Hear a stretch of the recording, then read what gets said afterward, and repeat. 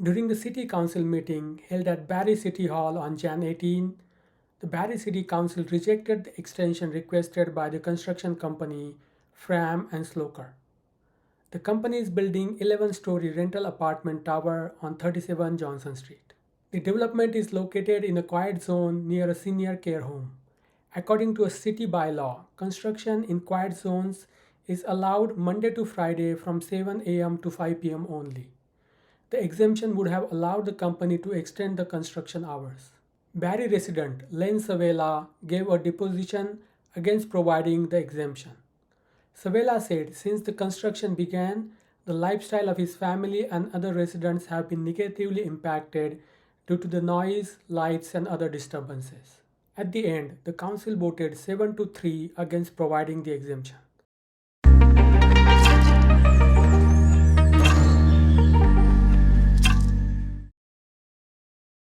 Tonight, we have a deputation by Len Savella regarding motion 23-G-005.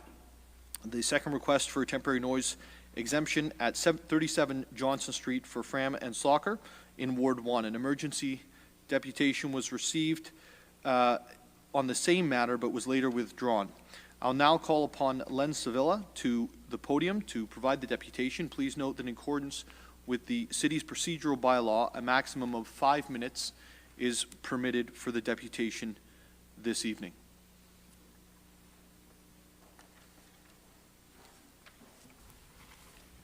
Mr. Good Savella. evening, everyone. First of all, I'd like to apologize. Slight slur in my speech. I had some dental work done and still feeling the effects of that. Good evening. My name is Len Savella. I reside at number 8 Campfire Court. It literally faces the backside of the development that's taking place at 37 Johnson Street. And I'm here tonight to oppose the noise exemption which Council has supported, allowing the the contractor FRAM and Slokker to work past the 5 o'clock bylaw. With many new faces here, I'll start with a little history regarding the development.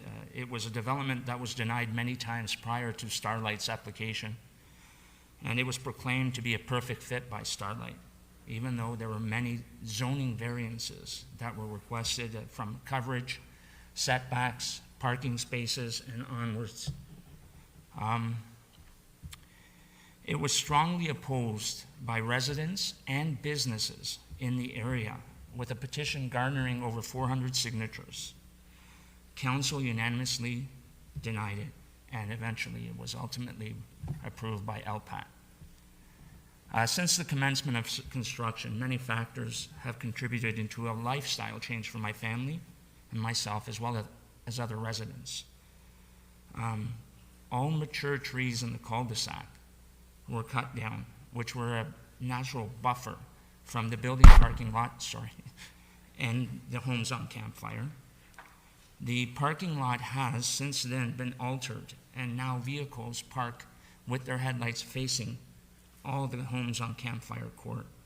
The illumination goes, because of their elevation of the parking lot is higher, it goes into our bedrooms, our front living area, our kitchen, as well as there are water pumps that run, and I'm aware that it needs to be because of the high water table, that run continuously for 24/7 with strobing lights and nonstop. That droning noise is just, and it's all exaggerated by the existing building and its positioning. It just reverberates off that building, and it comes at us accentuated. Campfire Court, even though on the application, and I've been assured by building department individuals as well as Councillor Riepma that it was not to be used by any construction for construction purposes, ongoing parking, overnight dump trucks, unloading and loading of large vehicles, skid steers, forklifts driving up and down Campfire, as late as on the 13th. I have a video evidence of all this. And on several occasions, the work has already gone past 5 p.m., including on one event up to almost 10 p.m. at night. There's a blatant disregard for the city, for its laws, and for the residents by this contractor and the whole development. My main reasons for the opposition are that the area is designated as a quiet zone. Barrie Manor is literally 1 block away. It's well within the 500 meters. I believe it's almost 100 meters away. It being winter with no foliage, no dampening, the sound, the illumination is exaggerated. There's nothing there to block it. As the construction, right now they were below grade and they're at grade level. As it gets higher, the noise will even travel further. The lights will be more exaggerated because there will be no structures to dampen it. And it will reverberate off the lake, it'll go across part of the lake. And rather than deal with hypothetical propositions and what ifs about, oh, well, we'll be able to enjoy our backyards in the summer, I personally, who is going to experience this, would rather know that come 5 p.m., according to our existing bylaw, I'll be able to go outside and enjoy my backyard. Know that the noise and the lights will cease. I decided to take a walk around the block on Monday evening, and within 2 hours, just to see if I was a lone wolf or how the other residents felt. It was a unanimous concession that everyone is tired. They're weary with this, with council. There's distrust of our councillor that would approve and recommend this, because we're the ones that ultimately will live with it. I would recommend that the councillor walk about and speak to his residents of his ward to get a feel. I would recommend other councillors to drive along Indian Arrow and see the abomination. It's a war zone. There are containers. There are fences literally on the curb, leaning over on the roadway. I've grown up in construction, my family's in construction, and I've never seen this take place. And not only that, but for them to get away with it. So I strongly oppose this, and not only would I recommend and appreciate if council would turn it down, that they would enforce it and make sure that the contractor does not surpass the time. I'm not asking for any concessions from the developer. I'm just asking that he abides by the existing bylaws that are in place. Thank you for your time, and have a good night. Thank you, sir, for coming out this evening, especially after No having problem. some dentistry done. I do have that petition if you wanted to see it. It's only about 40 residents. And, Yeah, could we actually provide that to the clerk? and Is I, that okay and I with you? even have video evidence or pictures. I'm not tech savvy. I don't know how to forward it to you, but by all means. You and me both, sir. You and me both. Just before you go back, are there any questions for the deputy? Yes, Deputy Mayor Thompson. Thank you, Mayor Nuttall. Actually, thank you for your deputation. I actually have a question of staff, Mr. Arangizan. Maybe if this is in your department, the gentleman was talking about like debris and stuff up the road and stuff. Has staff been out to take a look to make sure that the construction company is abiding by their staging and their site plan approval?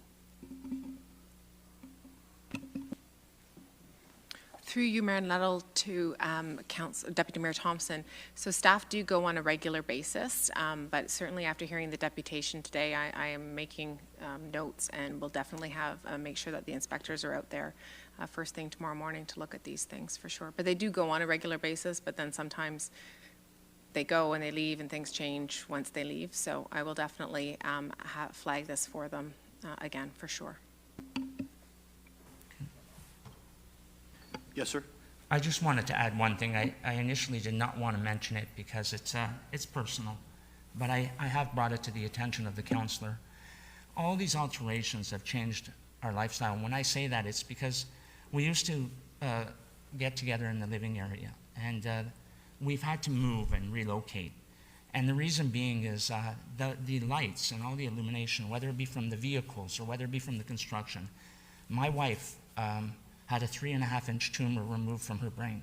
So the lighting can act as for another seizure. She did have one, and I've brought it to no avail. There's been no privacy fence put up along that parking. The lights are always on. But anyway, that's all I just wanted. That's what I meant by a lifestyle change because of the construction. Sorry. Thank you, and I'm just going to ask Deputy Mayor Thompson, were you going to, yes? Just a follow-up to Ms. Banfield. With the request for 1 day, has the constructor provided a working schedule that would eliminate time off the end? And maybe a follow-up to the deputation, that this is already going on, that they're working past 5. Do you think it's possible that maybe we could have staff attend to make sure that, you know, I don't know where this will go until council votes, but if it is, that it's not happening on more than one night, that they do abide by what they've set out, and if you could just, if they've given you a schedule of the purpose for the 1 day, is it eliminating, you know, time off the end of the construction?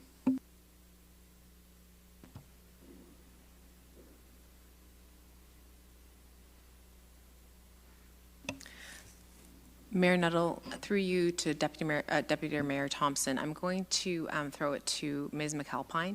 The actual noise request exemption came through their office.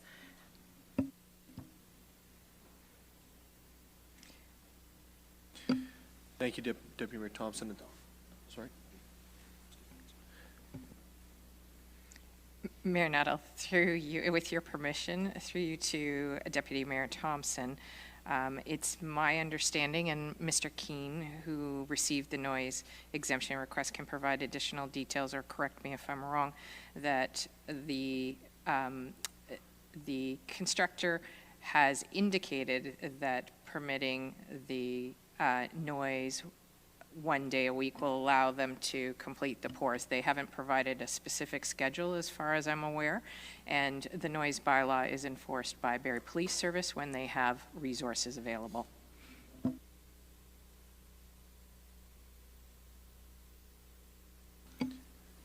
Thank you, Deputy Mayor Thompson. Before we proceed, I just, sorry, Councilor Ripa, go ahead. Thank you, Mr. Mayor, and thank you for your deputation, Mr. Savella. And you did raise one question. I wanted to ask, through you, Mr. Chairman, to Ms. Banfield. You heard the comment made about the lights from the parking lot shining into Mr. Savella's house. Is there? Can we have a look at that and see if there's something we can do about that? Through you, Mayor Nuttall, to Councillor Riepma, absolutely. I will add that to the list to look at with staff first thing tomorrow morning. Okay, thank you.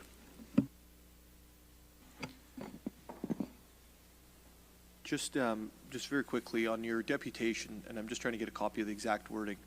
Some of the items, like I said, I'm not great with technology, so I appreciate you taking the time or giving me the time here. With regards to the amendment that was placed last week, looking at blocking of lighting, I believe in there, and some of the other items, is it? And I'm just asking you to give me the complete honest. Is it your view that that just won't happen, or is it that it's not enough? And I'm just asking because It would all be hypothetical. I couldn't answer it. I can only speak off of the precedent that's been set by the contractor. Yeah. And that I have approached them. I took it upon myself to approach them when they worked late one night, and they didn't care. And I asked, and I mean, I'm not looking for any confrontation or to have an argument. I just said, why is it that you're working? Well, we got to do it. Who cares? You get lost. Who are you? I didn't answer any of the questions. I said, I was just driving around, and I was inquiring why it's almost 10 o'clock, and you're still working. Yeah. And I don't think that the burden should be placed on our police force. They have a lot more pressing issues to deal with these days. And I just wish that they would, as anyone would, including me as a resident, abide by the bylaws that are in place. I'm not asking for much. thank you so much for your presentation this evening. No problem. Just before we move on, are there any other questions? There aren't. Thank you so much again, sir. Oh, there are. Councillor Kungle. Thank you, and thank you for your deputation, Mr. Savella.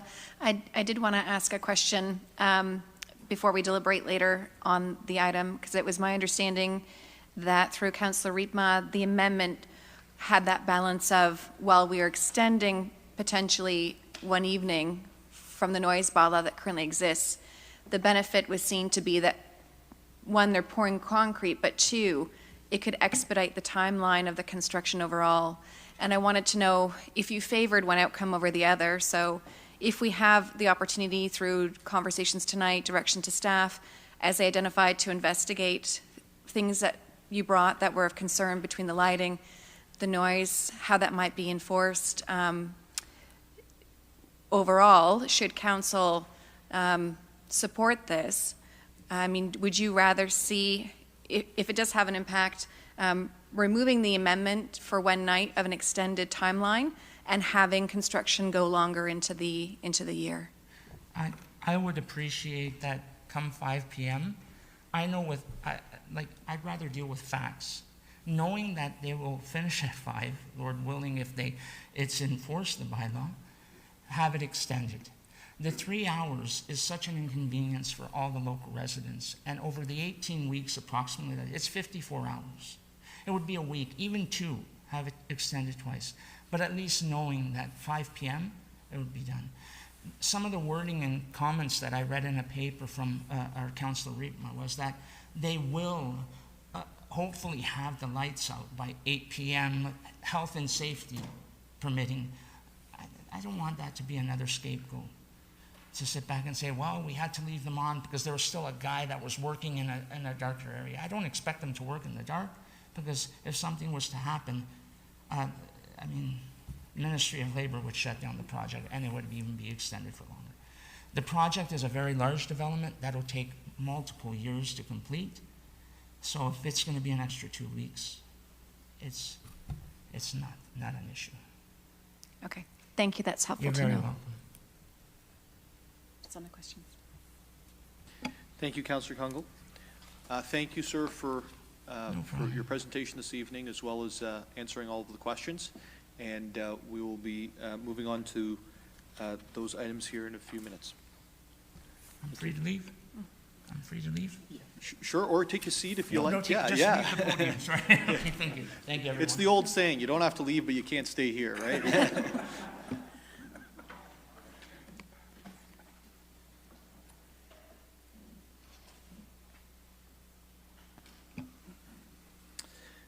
Now that we've completed the deputations, and as I mentioned earlier, the previous request for an emergency deputation was withdrawn. There are no tax applications or communications, so we will go to committee reports. Deputy Mayor Thompson, I believe you have some motions. Thank you, Mayor Nuttall. Moved by myself, seconded by Councillor Morales, the General Committee report dated December 20, 2022, as circulated, be received.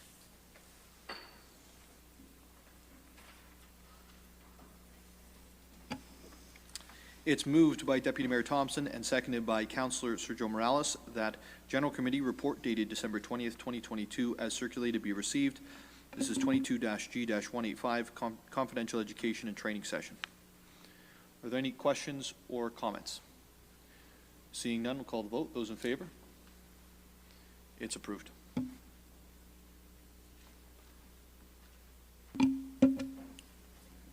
Deputy Mayor Thompson. Moved by myself, seconded by Councillor Morales, that Section A of the General Committee report dated January 11th, 2023, as circulated, be adopted.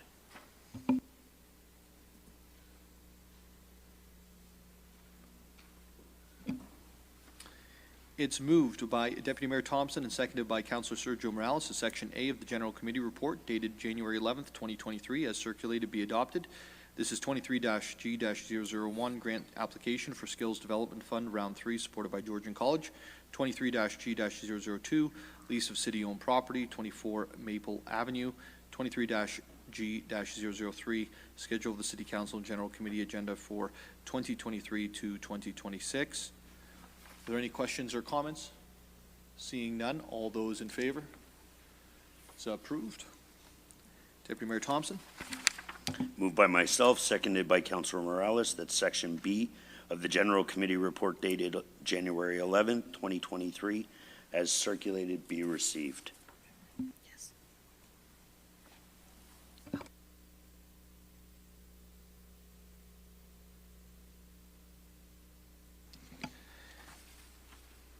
Thank you, Madam Clerk. It's moved by Deputy Mayor Thompson and seconded by Councilor Sergio Morales that Section B of the General Committee report dated January 11th, 2023, as circulated, be received.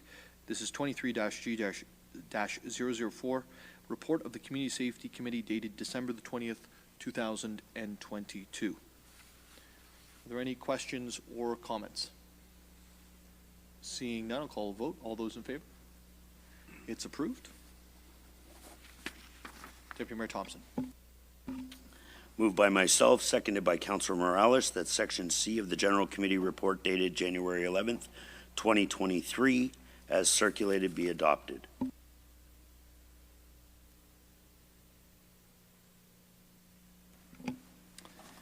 Thank you, Madam Clerk. It's moved by Deputy Mayor Robert Thompson, seconded by Councilor Sergio Morales, that Section C of the General Committee report dated January 11th, 2023, as circulated, be adopted. This is 23-G-005, and it's a second request for a temporary noise exemption at 37 Johnson Street, Barrie, for FRAM and Slokker, Ward 1. Are there any questions or comments regarding them? Yes, Councilor Kungle. As it pertains to the motion tabled with the amendment, I believe item 3 talks about that failure to comply with the actions detailed will result in the exemption being revoked. I was wondering if, whether it's through you to CEO Prowse or a redirection to staff, knowing that, as Ms. McAlpine identified, that the noise after that hours does fall under the jurisdiction of police, not city bylaw officers, how would we identify a breach of this understanding? And is there a process we should appreciate around a timeline that's given for correction, or is an immediate withdrawal and default back to no exemptions across the board? Could you identify how a breach would be managed? Through you, Mayor Nuttall, to Councillor Kungle, thank you for the question. So while the noise bylaw, this portion of the noise bylaw is enforced by Barrie Police, certainly if municipal law enforcement became aware during a period when we were able to address it with staff, we would, there were continuing breaches, we would advise that the noise exemption had been revoked. That could come through residents contacting municipal law enforcement, or it could be through Barrie Police advising that they'd received complaints. In terms of actually stopping the work, though, that's not something that our municipal law enforcement officers are in a position to stop a construction company that's in the midst of the work. A single municipal law enforcement officer with no equipment to protect them is certainly not going to take that on for their health and safety. If I may, a follow-up question. In the case by which there was a failure to comply with maybe a retraction of this exemption, would there be fines set in place that are built into this, or what would be important for the public to be aware of if there's a sensitivity around managing expectations? There is the potential to lay a fine or a charge against the owner. Typically, and I'll refer to Mr. Keene for specific details. However, there must be the ability to prove that the noise was happening in contravention at the time past the hours permitted. And perhaps, Mr. Keene, if you have a moment to share what the typical fine amounts are that are supported by the courts, that would be great. Thank you. Through you, Councillor Nuttall, to Mayor Nuttall, to Councillor Kungle. There are set fines that are in place for enforcing construction noise under the bylaw.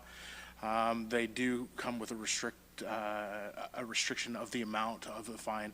If it was something that was taking place on more than one occasion, we could go directly to court and file a motion through the court to request a higher fine or penalty amount, depending on the circumstances, for sure. Thank you. And then last question, should it be through to Ms. Banfield or Ms. James Reed, tied to communications? So knowing this is a sensitive area, and I know Councillor Rietma has been doing a lot of communication on this, because we're doing an exemption, that kind of triggers, if I'm hearing correctly, the actions by residents in the area and/or complaints through to Barrie Police, if it's about the noise. Would it be a situation by which we would ever do a direct mail out to a particular neighborhood area to let them know, one, this exemption has happened if it passes, so they can manage that expectation and are not calling in on times that might be warranted, but two, know when to go to Barrie Police appropriately and know when to go to bylaw appropriately?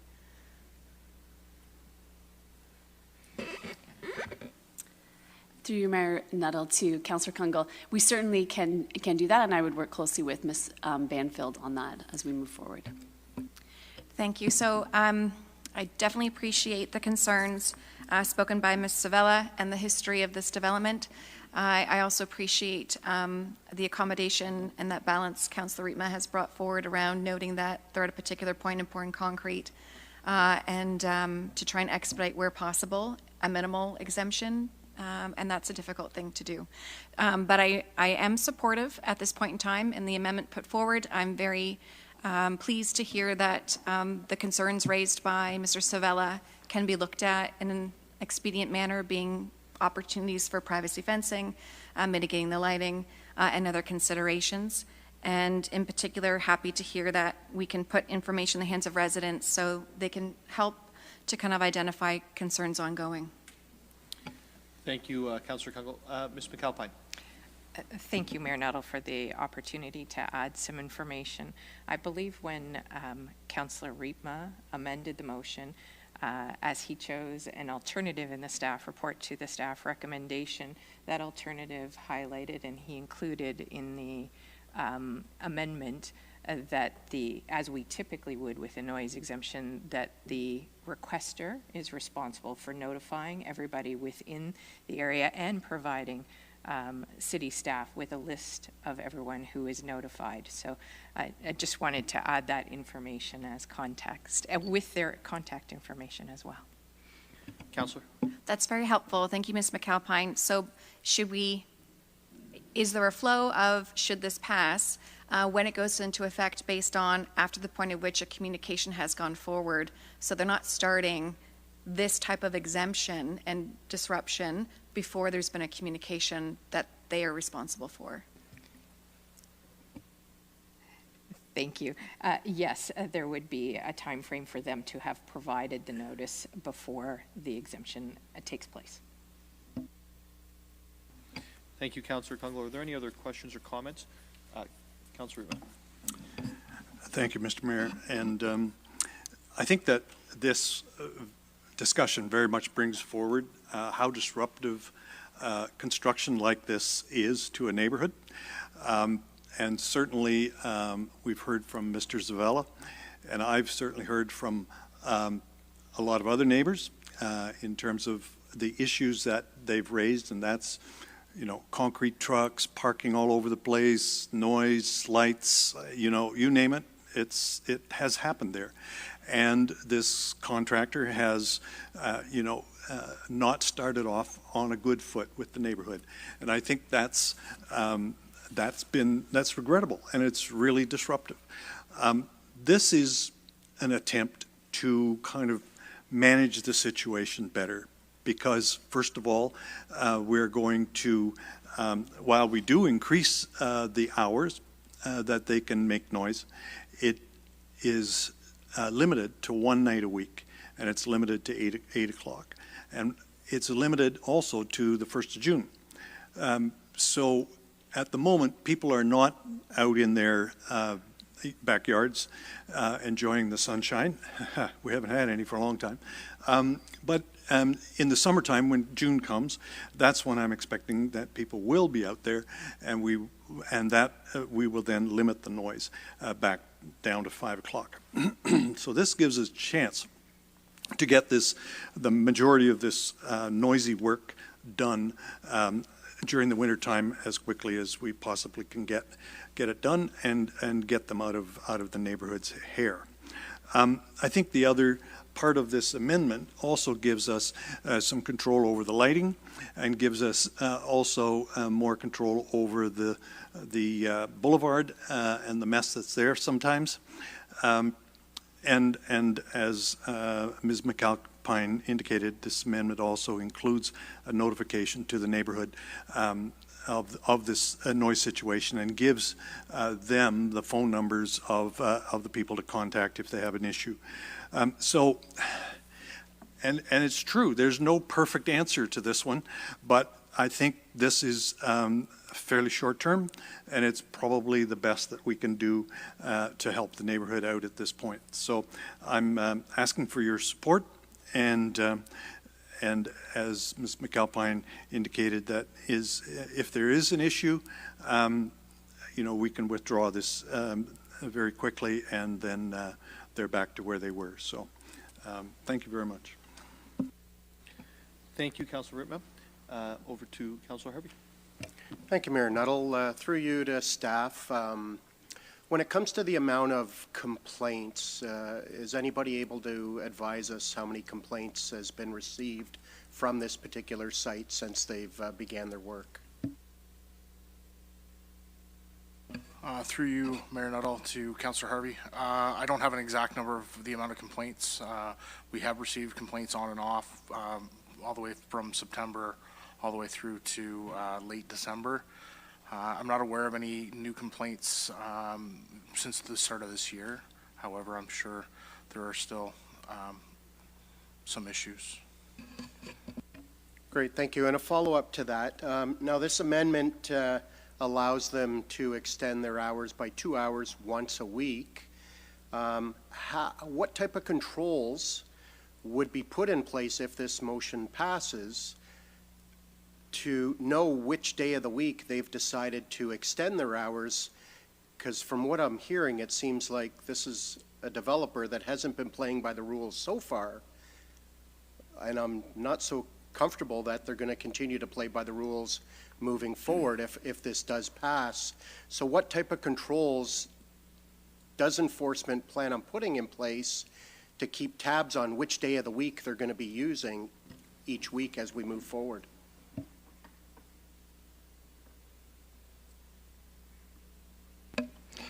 Mayor Nuttall, through you to Councillor Harvey. Staff did not recommend this particular motion, but we would certainly request a timeline from the contractor, so that could be shared with Barrie Police and amongst the municipal law enforcement officers. And if noise is occurring past that time on a date and complaints are received, then it could be actioned in terms of revoking the noise permit exemption. Great, thank you. After listening to the deputant and also listening to some of the responses that I've received and some of my colleagues have received, I am no longer comfortable with this amendment. I think we've got a developer in the area that has already shown that they're not going to play by the rules, and with that being said, there's nothing to guarantee that they're going to play by the rules moving forward. It's going to cause extreme additional work on staff to literally have to visit this site every day at 5 o'clock to see whether or not they're shutting down, to determine whether or not they're actually abiding by the bylaw, because realistically they could be extending 2 to 4 days a week and we would have no idea. And I don't think it should be incumbent on our residents to be our eyes and ears when it comes to enforcement issues like this. Even when the deputant was here at General Committee last week, when he was inquiring as to when he would be able to speak, one thing that caught my attention was the fact that he spoke about the fact that he had left his house around 6:30 and they were still even working that day. So my comfort level that this amendment is going to provide to the developer has really depleted. I don't think that they're going to start playing by the rules all of a sudden, because now we've even given them a looser chain opposed to tightening the chain. So I say that I will not be supporting this moving forward, and I would hope some of my colleagues would reconsider, given all of the parameters that we've heard here this evening. Councillor Harris? Yeah, thank you, Mayor Nuttall. And well said, Councillor Harvey. And the best predictor of future behavior is past behavior. And what has been shared with us is that the past behavior, current behavior, is problematic and not necessarily constituting being rewarded for changes that would be in their favor. So, and also, I haven't seen the petition, but Mr. Savella seemed exceptionally credible, and thank you for coming tonight. So he's gone through the neighborhood, and I can understand the importance of wanting to expedite the experience that you're having with a development happening in your backyard, in your community. But you're saying, and I hear you saying, your neighbors don't want an exemption given to make this potentially go faster, but only to make it more aggravating in the current term. So for those reasons, I agree with the staff report and will not support the amendment. So thank you. Deputy Mayor Thompson. Thanks. Thank you, Mayor Nuttall. So we approved it last week, and reading the staff report, and and I understand the frustration of the resident, and Councillor Reitman has tried to balance it. My comfort level really depleted when they couldn't give a hard and fast time by allowing this exemption if it removed through, and by the residents saying that it's a long project, that most people are at work during the day, so when they come home, the 8 o'clock is actually affecting their home life, that they're not just in from work. So I understand that Councillor Reitman was trying to balance, to speed up the process and trying to eliminate, the concerns of residents at the same time. With the resident going and getting, by the sounds of it, 100% of the residents affected, I won't be supporting this as of tonight as well. Thank you. Are there any other questions? Councillor Morales? All right, Council, we can make questions or comments, right? Thank you, Mayor Nuttall. I just want to clarify one thing. So this development wasn't approved by council, to the deputy and anybody else who's interested. This was approved by the appeal board. OLT, LPAT changes every couple months. And to clarify, Councilor Reid was not at fault of this development being approved. This was something by the former council, of which only I was on. For context purposes, you are all absolved of that reality. That's not to suck up, that's to give context of this is on the plate now, everybody here, and kudos to Councilor Reitma for making tough but unpopular decisions on dealing with this development. I will always support a councillor who makes tough and unpopular decisions. We weren't elected to do what is popular, we were elected to do what is right. So I want to say that very clearly.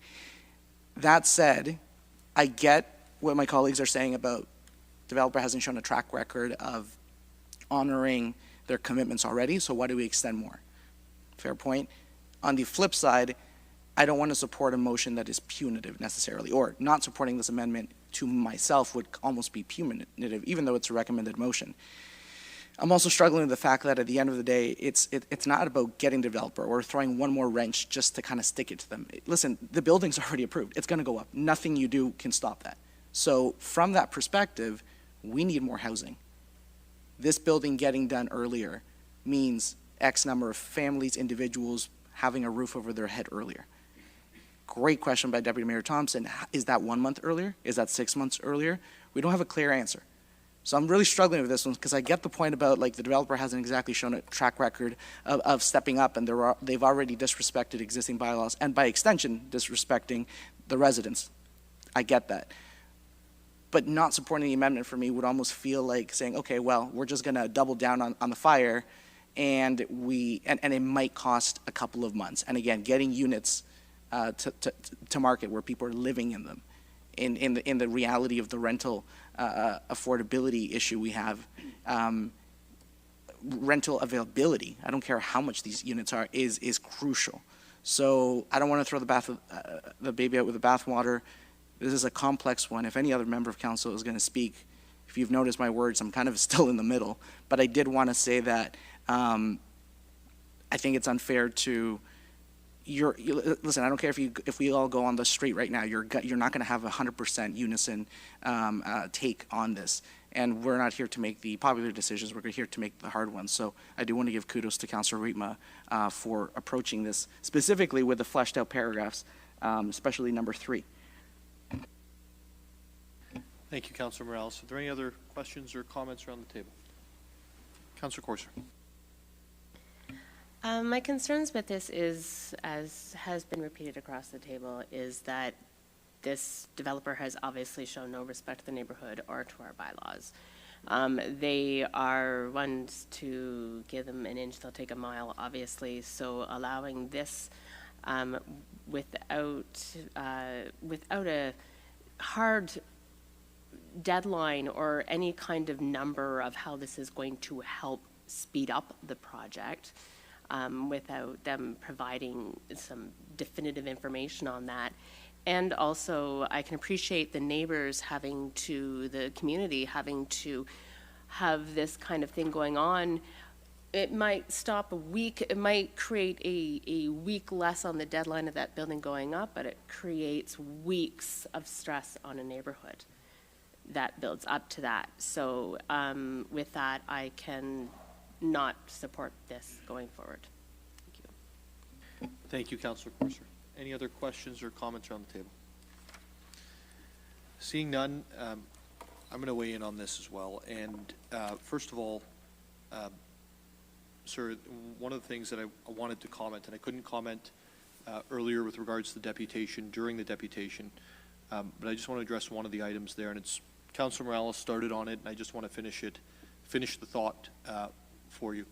What Councillor Rietma was doing here was trying to find a way to balance it out.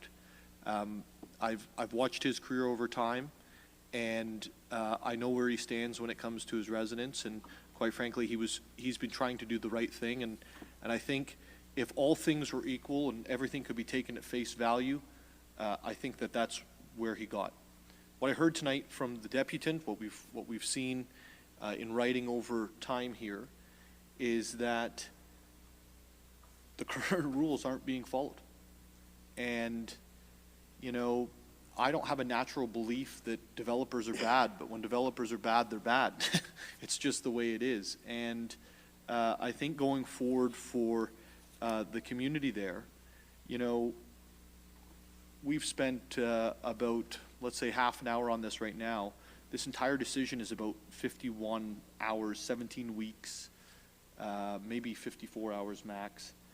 And I fail to see how this is worth going to our staff and saying, please manage what night of the week they're going to stay longer, or is it a weekend?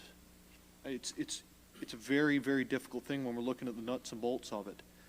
And so I'm actually not going to support the item as we voted on last week. But I do want to commend the councillor for trying to balance all these things, bring them together, try to get it done quicker so it's out of people's hair faster.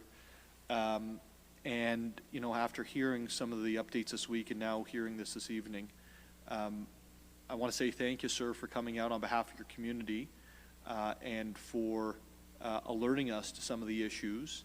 And I think one of the, you know, notwithstanding the issues that you're dealing with personally inside of your home due to it, one of the things that I find very difficult to hear is that there would be fencing or debris over a sidewalk.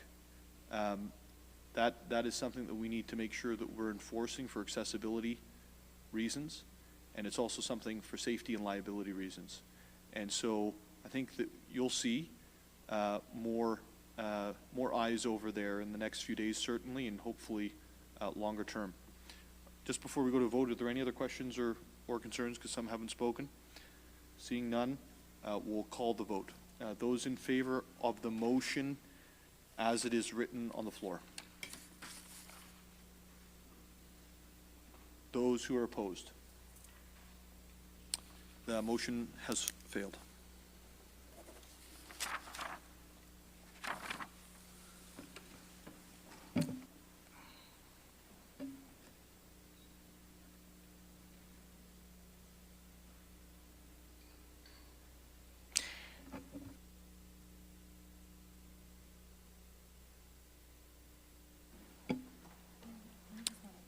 Yes, certainly.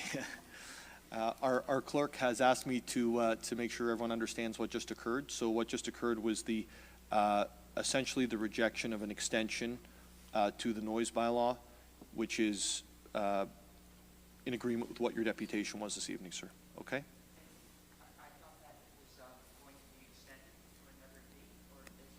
Has it been voted on? As of right now, it's been defeated. Thank you, Council. Thank you, sir. That was the update regarding the extension requested by FRAM and Slokker. Stay tuned for more news.